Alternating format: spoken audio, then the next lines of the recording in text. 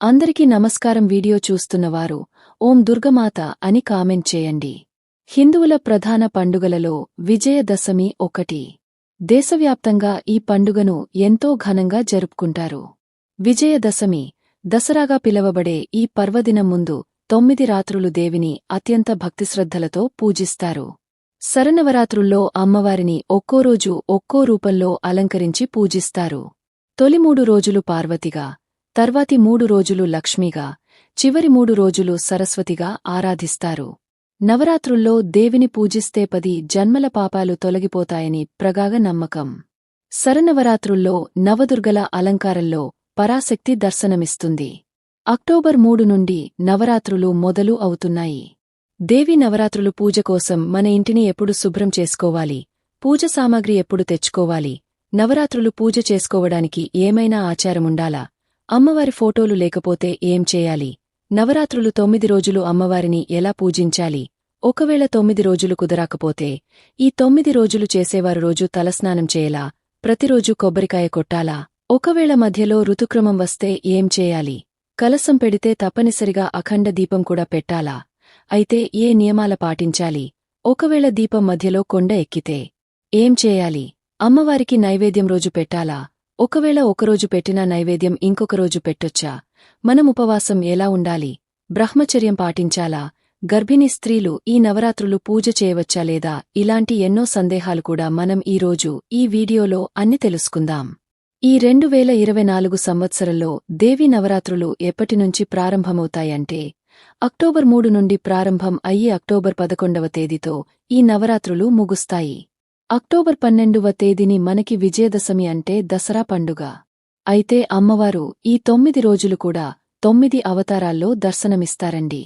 అయితే అమ్మవారు ఈ 9 రోజులు ఏ అవతారాల్లో దర్శనమిస్తారు, అమ్మవారికి ఏ నైవేద్యం నివేదన చేయాలి, ఏ పువ్వులతో పూజ చేయాలి, విజయదశమి రోజున అమ్మవారికి పూజ ఏ సమయంలో చేయాలి, వాహనాలకు పూజ ఎప్పుడు చేయాలి, అమ్మవారి అలంకరణలు ఏమిటి అన్ని విషయాలు కూడా ఈరోజు మనం తెలుసుకుందాం. దేవి శరన్నవరాత్రులు అంటేనే చాలా విశేషం. అమ్మవారి ఆజ్ఞ ఆశీర్వాదం లేకపోతే మనం ఆ అమ్మవారిని పూజించలేము. గట్టి సంకల్పంతో ఆ అమ్మవారికి పూజ చేసుకోవాలని ఆతృత ఉంటే తప్పకుండా ఆ అమ్మవారి ఆశీర్వాదం అనేది లభిస్తుంది. అయితే అమ్మవారికి పూజ చేయడానికి సంకల్పమే కాదు, భక్తిశ్రద్ధలతో అమ్మవారిని పూజించాలి. అంతకంటే ముందు మన ఇంటిని, మన మనసుని ఎంత పరిశుభ్రంగా స్వచ్ఛమైన మనసుతో ఆ అమ్మవారిని పూజిస్తే తప్పకుండా ఆ అమ్మవారి చల్లని చూపు, ఆశీర్వాదం, కరుణ కటాక్షం అన్ని మన పైన ఉంటాయి. అందుకని ముందుగా మనం ఇంటినైతే అంతా కూడా శుభ్రం చేసుకోవాలి. ఎక్కడ కూడా దుమ్ము లేకుండా చూసుకోవాలి. ఎంతో కలగా ఉండేటట్టు ఆ అమ్మవారి ఇంటికి విచ్చేస్తున్నట్టుగా భావించి మనం ఇంటి అంతటిని కూడా శుభ్రం చేసుకుని ముందే పెట్టుకోవాలి. అయితే మనకి దేవి నవరాత్రులు అనేవి అక్టోబర్ 2024 3వ తేదీన గురువారం నుండి ప్రారంభం అవుతున్నాయి. కాబట్టి మీరు ముందుగానే ఇంటిని శుభ్రం చేసుకోవాల్సి ఉంటుంది. నవరాత్రులు ప్రారంభమైన తర్వాత శుభ్రం చేయడం కాకుండా కంటే ముందుగా చేసుకుంటే చక్కగా ఉంటుంది. అయితే మనకి ముందు రోజు అక్టోబర్ 2వ తేదీన బుధవారం అమావాస్య వస్తుంది. అమావాస్య పట్టింపు లేనివారు ఈ 2వ తేదీన బుధవారం మీరు శుభ్రం చేసుకోవచ్చు.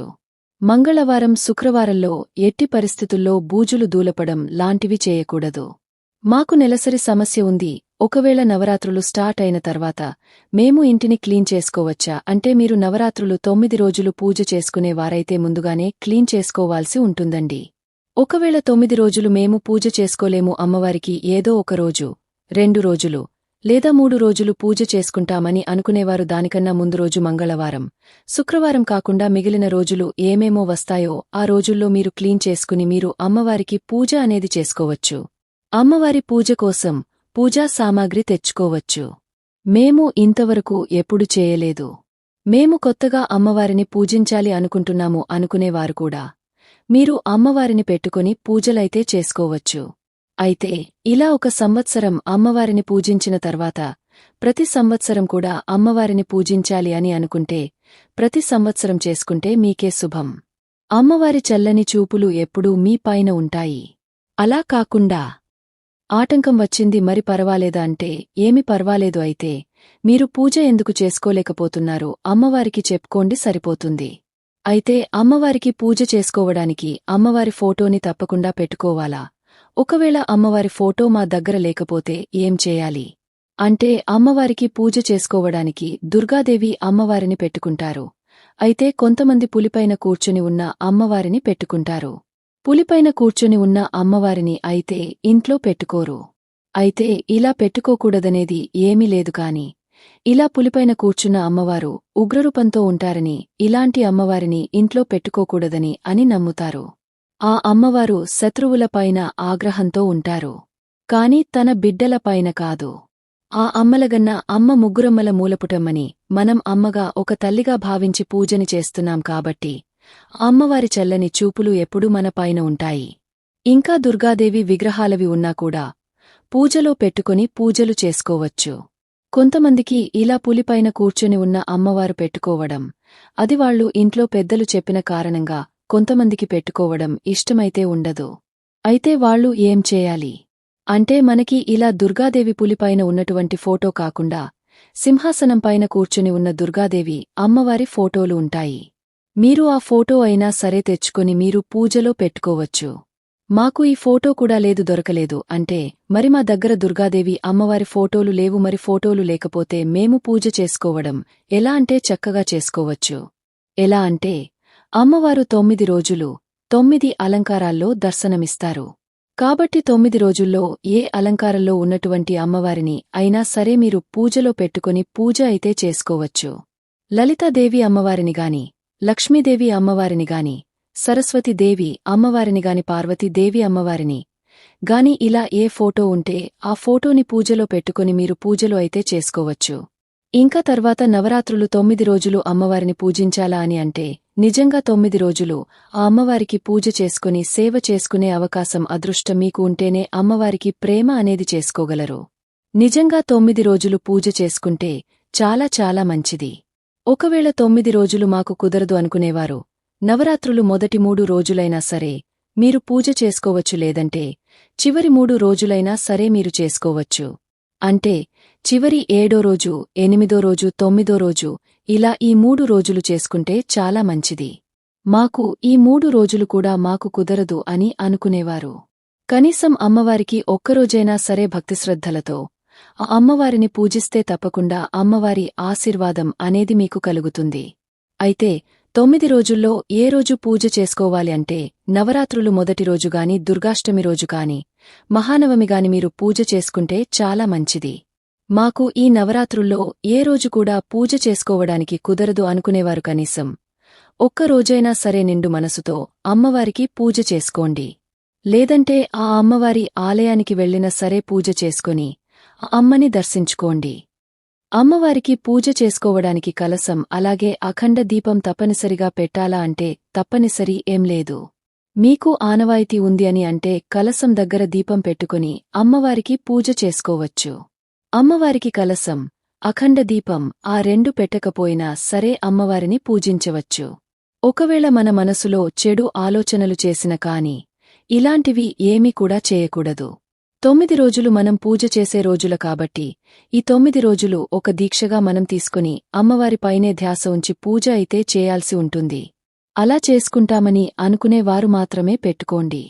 అలా మేము అంత నియమనిష్టలతో చేయలేము అని అనుకునేవారు ఆ 2 లేకపోయినా సరే అమ్మవారి ఫోటో పెట్టుకుని మీరు పూజని అయితే చేసుకోవచ్చు. మనం పూజలో పెట్టిన అఖండ దీపం మధ్యలో కొండెక్కితే ఏదైనా అశుభమా? కొండెక్కిన తర్వాత ఏం చేయాలి అని అంటే, ఒక రకంగా అఖండ దీపం కొండెక్కితే మనం అపరాధంగా భావిస్తాము. అందుకనే అఖండ దీపం ఎప్పుడు కొండెక్కకుండా చూసుకుంటేనే అఖండ దీపం పెట్టుకోవాల్సి ఉంటుంది.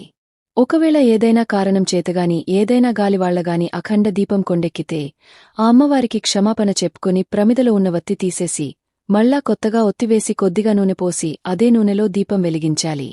ఆ పాత నూనె తీయనవసరం లేదు.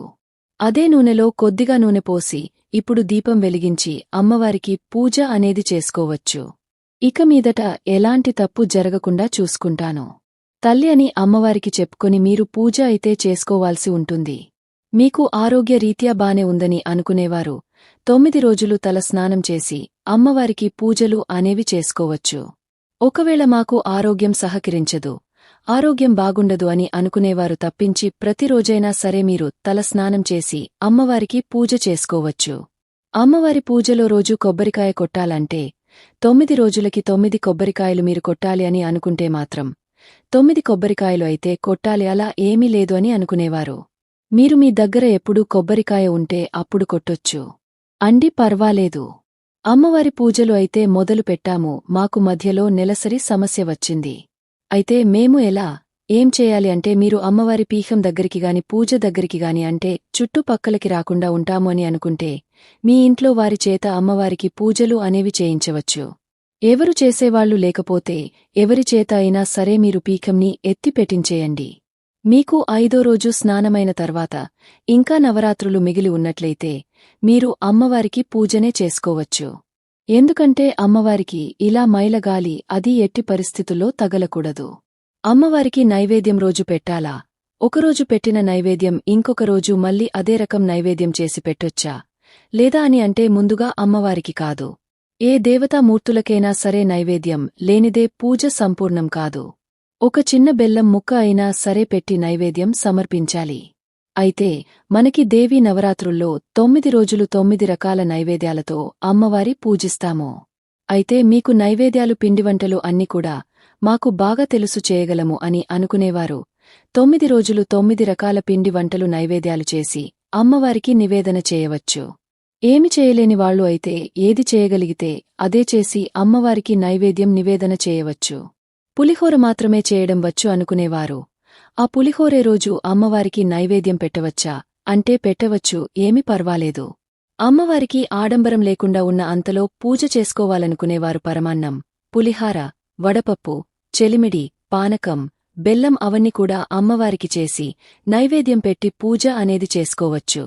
అమ్మవారికి పూజ చేస్తే గనుక 9 రోజులు ఉపవాసముండాలని అంటే మీరు అమ్మవారికి 9 రోజులు పూజ చేసుకుంటామని అనుకునేవారు ఆ 9 రోజులు ఉపవాసం ఉంటామని సంకల్పం తీసుకున్నవారు 9 రోజులు ఉపవాసం ఉండి అమ్మవారిని పూజించాల్సి ఉంటుంది. పైగా ఉపవాసంతో అమ్మవారిని పూజిస్తే చాలా చాలా మంచిది. ఉదయం నుండి సాయంత్రం వరకు ఉపవాసం ఉండి సాయంత్రం భోజనం చేయొచ్చు. మధ్య మధ్యలో మీరు మంచినీళ్లు ఏవైనా మజ్జిగగాని కొబ్బరినీళ్లుగాని కూడా తాగొచ్చు. ఏమి పర్వాలేదు, అలా ఉండలేము అని అనుకునేవారైతే కనీసం అమ్మవారికి ఉదయం వేళలో పూజ చేసుకుంటారు కదా, ఆ పూజ అయ్యేంతవరకు అయినా సరే ఏమీ తినకుండా పూజ చేసుకున్న తర్వాత మీరు ఏమైనా సరే మీరు తినవచ్చు. ఉపవాసం ఉంటేనే అమ్మవారికి పూజ చేసుకోవాలనేది ఏమీ లేదు. కొంతమందికి ఆరోగ్యం సహకరించదు, కాని అమ్మవారికి పూజ చేసుకోవాలని ఆశ అయితే ఉంటుంది కదా, అలాంటివారు ఉపవాసం లేకపోయినా సరే అమ్మవారికి పూజ అనేది చేసుకోవచ్చు.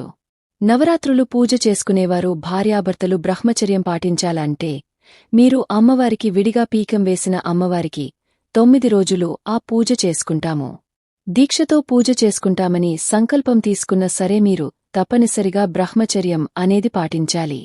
బ్రహ్మచర్యం అంటే పెళ్లైన భార్యాభర్తలు ఎట్టి పరిస్థితుల్లో కలవకూడదు.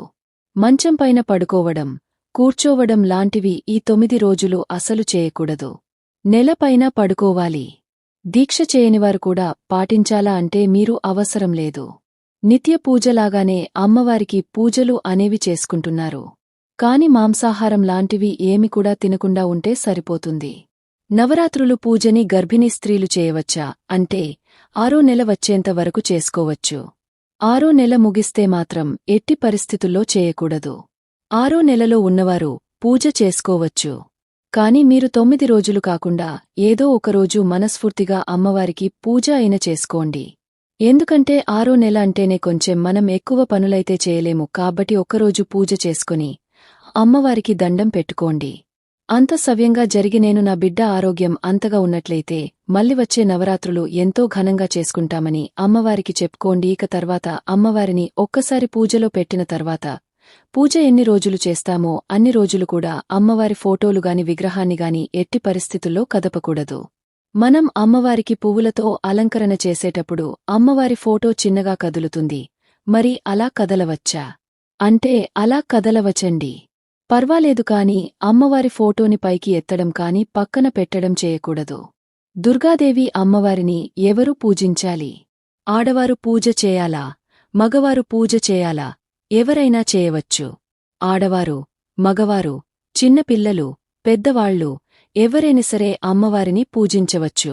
వితంతువులు కూడా అమ్మవారిని పూజించవచ్చా అంటే చేయవచ్చు, దాంట్లో తప్పేమీ లేదు.